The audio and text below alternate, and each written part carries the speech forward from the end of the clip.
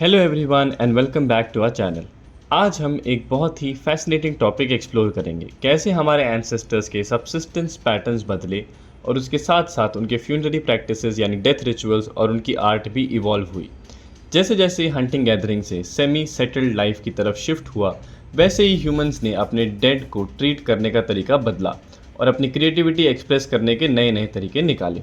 So think about it this way, subsistence यानी हम खाते क्या हैं और हम कैसे कमाते हैं। ये सिर्फ एक इकोनॉमिक क्वेश्चन नहीं है, it actually shapes everything, social structures, belief systems और आर्ट भी। सो चलिए let us begin. Before we dive in, एक क्विक कॉन्टेक्स्ट। पेलियोलिथिक पीरियड में humans mostly small highly mobile hunting gathering groups में रहते थे, जब फूड के पीछे कंटिन्यूसली मूव करना पड़ता था। लेकिन जैसे जैसे टाइम बीता, स्पेशली मेसोलिथिक पीरियड में सब्सिस्टेंस स्ट्रैटेजीज ज़्यादा स्पेशलाइज्ड और डाइवर्सिफाइड हो गई। फिशिंग, सीलिंग और सीजनल फोरेजिंग जैसे एक्टिविटीज़ ने लोगों को एक जगह ज़्यादा देर तक टिकने दिया। सेटलमेंट्स बड़े, ज़्यादा परमानेंट और ज़्यादा डिफरेंशिएटेड हो गए।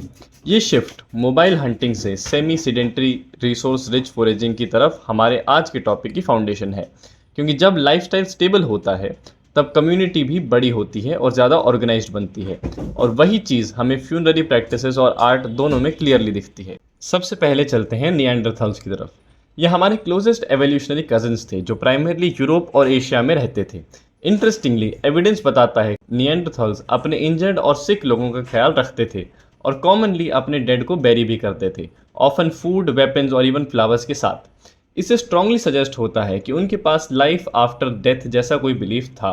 यह एक्चुअली सिंबॉलिक थिंकिंग का सबसे पहला एविडेंस माना जाता है, जो मॉडर्न ह्यूमंस में भी कैरेक्टरिस्टिक है। सो दोस्तों, फ्यूनररी प्रैक्टिस का मतलब सिर्फ बॉडी को डिस्पोज करना नहीं था। It was the earliest sign that our ancestors were thinking beyond survival. They were thinking about meaning, about loss and about what happens after death. अब यहाँ से एक बहुत इंपॉर्टेंट शिफ्ट होता है। जब ह्यूमंस का सबसिस्टेंस पैटर्न हंटिंग गैदरिंग से ज़्यादा सेटल्ड रिसोर्स रिच फोरेजिंग की तरफ मूव करता है, तब उनकी फ्यूनररी प्रैक्टिसेस भी ड्रामेटिकली ट्रांसफॉर्म होते हैं। इंटरेस्टिंग फैक्ट ये है कि 1975 तक नॉर्दर्न यूरोप में मेसोलिथिक सेमेट्रीज का कोई सॉलिड एविडेंस ही नहीं था।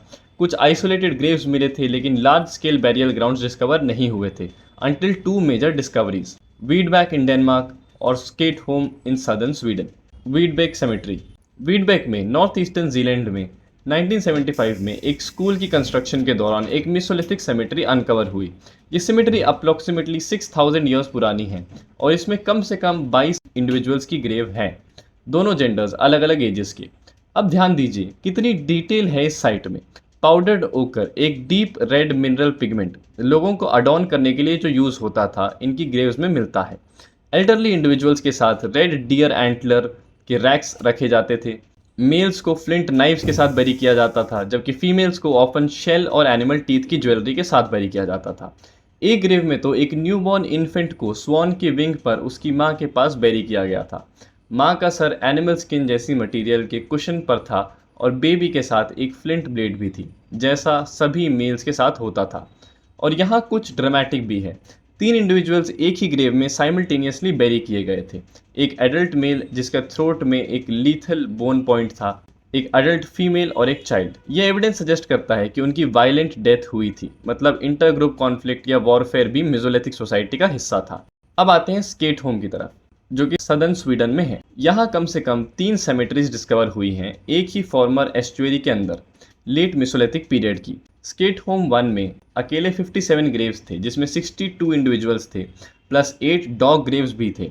स्केटहोम 2 में, जो सिर्फ पार्शियली एक्सकवेट हुई है, एटलीस्ट 22 ग्रेव्स मिली हैं। यहाँ ऑलमोस्ट हर टाइप का बेरियल देखने को मिलता है, क्रीमेशंस भी और इनह्यूमेशंस भी। बॉडीज अलग अलग पोजीशंस में मिले, सुपाइन, सिटिंग, एक्सटेंडेड, फ्लेक्स्ड। एक तो अपने स्टमक पर भी बेरिड था। ग्रेव गुड्स और फूड ऑफरिंग्स भी कई बैरियर के साथ मिले। और इंटरेस्टिंगली, ग्रेव में पोजीशन और गुड्स का टाइप एज और सेक्स के हिसाब से वेरी करता था, मतलब ऑलरेडी एक सोशल स्ट्रक्चर डेवलप हो चुका था। अब एक और incredible site, Oleni Ostrov, lake Onega, Karelia में, यूएसएसआर। 1936 से 38 के एक्सकवेशंस में 177 ह्यूमन इंडिविजुअल्स के स्केलेटल रिमेन्स मिले, 141 अलग ग्रेव्स में। टोटल ग्रेव्स का एस्टिमेट है 400 से ज़्यादा, making it Europe's largest known stone age cemetery. यहाँ से 7000 से ज़्यादा आर्टिफैक्ट्स रिकवर हुए, decorated pieces, pendants, perforated teeth और स्नेक्स, एल्क और ह्यूमन की एफिजीज भी। ग्रेव गुड्स की डिस्ट्रीब्यूशन से कुछ स्कॉलर्स ये सजेस्ट करते हैं कि स्टेटस डिफरेंस यानी सोशल हायरार्की भी इस साइट में रिफ्लेक्ट होती है। रेडियोकार्बन डेटिंग से पता चलता है कि ये साइट अप्रॉक्सीमेटली 7500 ईयर्स पुरानी है, फर्मली मेसोलिथिक पीरियड में ग्राउंडेड। तो दोस्तों ये सब क्या सजेस्ट करता है? ये large elaborate cemeteries usually settlement areas के अंदर ही लोकेटेड थी, सेडेंट्री कम्युनिटीज का स्ट्रॉन्ग इंडिकेटर है।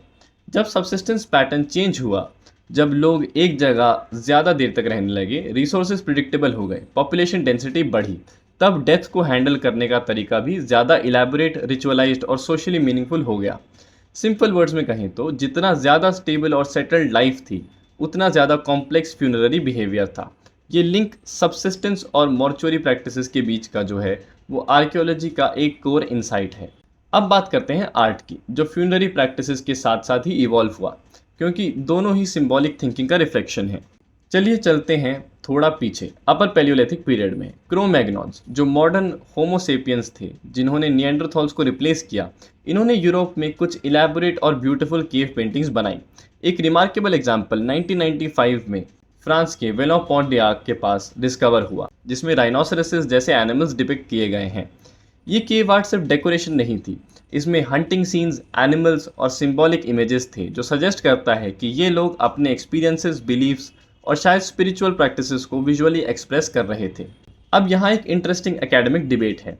ट्रेडिशनली मेसोलिथिक पीरियड को कल्चरल डिजेनरेशन का पीरियड समझा जाता है, क्योंकि जब लोग अपर पैलियोलिथिक की रिचली पेंटेड केव्स और beautifully carved bone antler tools को मेसोलिथिक के छोटे सिंपल स्टोन टूल्स के साथ कंपेयर करते हैं, तो लगता था जैसे कल्चर डाउनग्रेड हो गया।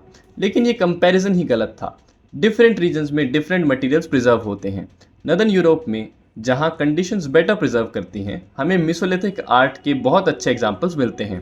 Carved amber figurines, engraved wooden objects और numerous decorated bone antler pieces. एक स्पेसिफिक एग्जाम्पल देखते हैं जो कि काफ़ी इंटरेस्टिंग है।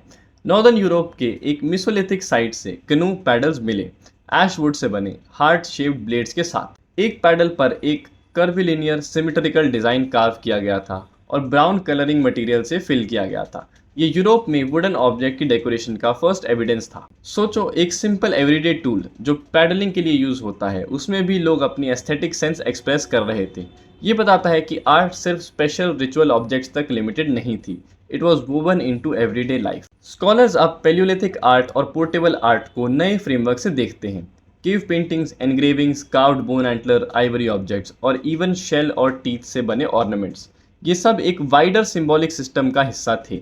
रिसर्चर्स जैसे लेरॉय गोरहान ने केव आर्ट को एक कंटिन्यूस स्टाइलिस्टिक एवोल्यूशन की तरह देखा, जबकि दूसरे स्कॉलर जैसे Louie Williams southern African rock art का रेफरेंस लेकर ये आर्ग्यू करते हैं कि बहुत सा इमेजिनरी ट्रांस और शैमनिस्टिक एक्सपीरियंसेस से रिलेटेड हो सकता है। बॉटम लाइन ये है कि कोई एक single universal explanation Palaeolithic art के लिए काफ़ी नहीं है।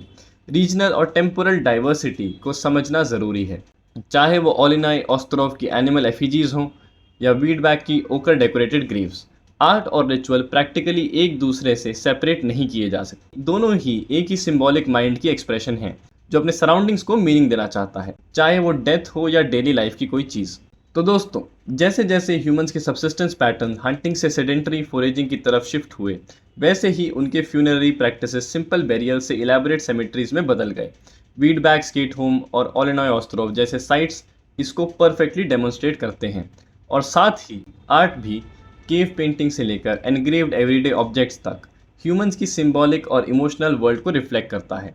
ये कनेक्शन सबसिस्टेंस, डेथ और क्रिएटिविटी के बीच का हमें बताता है कि हमारा पास सिर्फ सर्वाइवल की कहानी नहीं है, बल्कि मीनिंग और ब्यूटी ढूंढने की भी कहानी है। जब भी हम एक ग्रेव में रखे ओकर के दाने या एक एंटलर के रैक या एक पैडल पर कार्व किया हुआ डिज़ाइन देखते हैं, हम एक्चुअली एक इंसान के इमोशंस और बिलीफ को छू रहे हैं, जो हज़ारों साल पहले जी रहा था। यही आर्कियोलॉजी की सबसे खूबसूरत बात है कि बोन्स और स्टोन्स के पीछे हमेशा एक इंसानी कहानी छुपी होती है। अगर आपको ये वीडियो अच्छी लगी हो तो प्लीज़ इस वीडियो को लाइक करें, इस वीडियो को अपने फ्रेंड्स के साथ शेयर करें और हमारे चैनल को सब्सक्राइब करें। Thank you very much and will see you again in the next one.